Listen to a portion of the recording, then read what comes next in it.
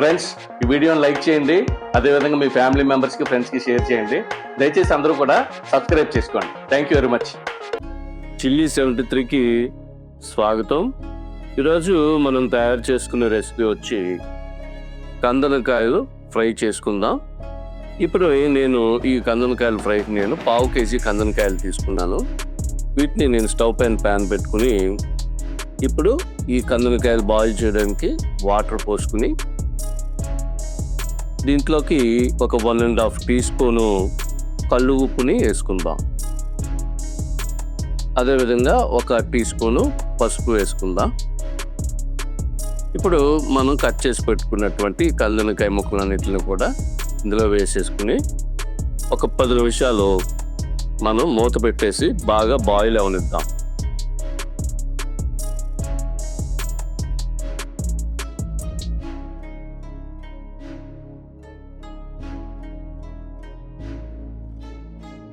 Boil అయిపోయినటువంటి వీటన్నిటిని కూడా మనం ఓ బౌల్లోకి తీసుకుందాం. ఈ కందనకాయల ఫ్రైని ముందుగా బాయిల్ చేసుకోవాలి. ఎందు గురించి అంటే ఇందులో చాలా బ్యాక్టీరియా ఉంటుంది. అదంతా పోవాలంటే కనుక మనం ఈ విధంగా ముందు బాయిల్ చేసుకోవాలి. ఇప్పుడు మనం ప్యాన్లోని కూరకు సరిపడా ఆయిల్ని వేసుకుని దాంట్లోకి ఒక 3 యాలకులు, అలాగే ఒక 3 పలావాకులు, ఒక 5 లవంగాలు వేసుకుని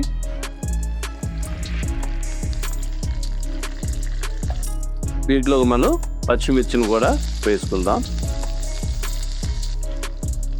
ఇప్పుడు ఉల్లిపాయ, నేను ఒక పెద్ద ఉల్లిపాయ తీసుకున్నాను, సన్నగా కట్ చేసి పెట్టుకున్నాను. ఉల్లిపాయను కూడా వేసుకుని ఇదంతా కూడా బాగా దోరగా వేగాలి. ఒక 2 నిమిషాలు మనం మూత పెట్టుకుంటే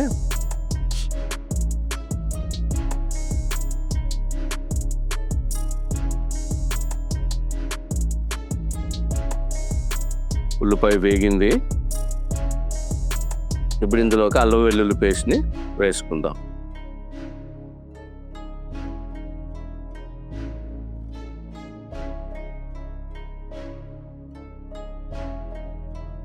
రెండు నిమిషాలు మూత పెట్టేస్తే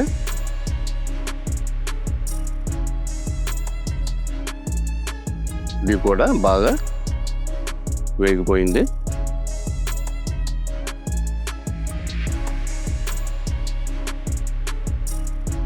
ఇప్పుడు ఇందులోకి మనం కరివేపాకు వేసుకుందాం. ఇప్పుడు ఇందులోకి మనం బాయిల్ చేసి పెట్టుకున్న కందనకాయ ముక్కలు కూడా వేసేసుకుని దీంట్లో మనం ఆల్రెడీ పసుపు ఉప్పు వేసి మనం ఉడకబెట్టాం, కానీ లైట్గా పసుపు ఉప్పు వేసుకుందాం.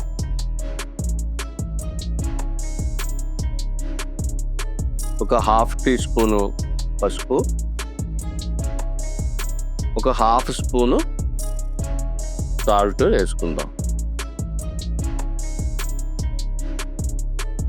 ఇప్పుడు ఇందులోకి ధనియాల పొడి, అదేవిధంగా ఒక 2 టీ స్పూన్లు కారం,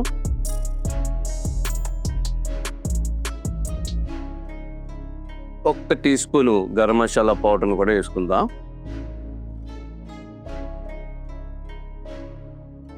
వేసుకుని మొత్తం అంతా కూడా బాగా కలిసేటట్టుగా కలుపుకుని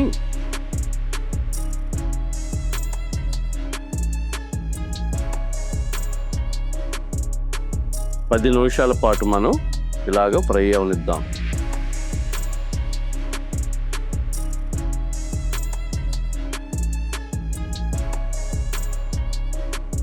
చూసారా అలా ఫ్రై అయిందో?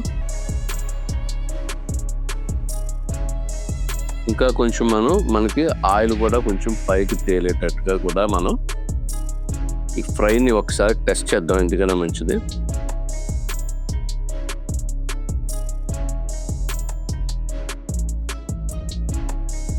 ఒక 2 నిమిషాలు బాగా ఫ్రై అయితే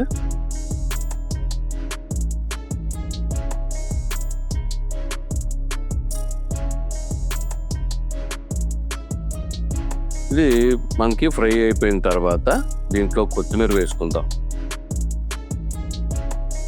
కొత్తిమీర వేసుకుని మనం బాగా మొత్తం అంతా కూడా బాగా కలిసేటట్టుగా కలుపుకుని 1 నిమిషం పాటు మనం స్టవ్ పైన విడిచిపెట్టేసి ఈ ఫ్రై అయిపోయిన మిశ్రమాన్ని మొత్తం అంతా ఈ ఫ్రై అయిపోయిన ఫ్రై కర్రీని మనం ఒక బౌల్లోకి తీసుకుని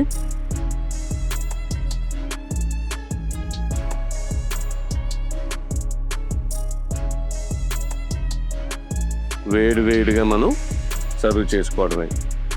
థ్యాంక్ యూ.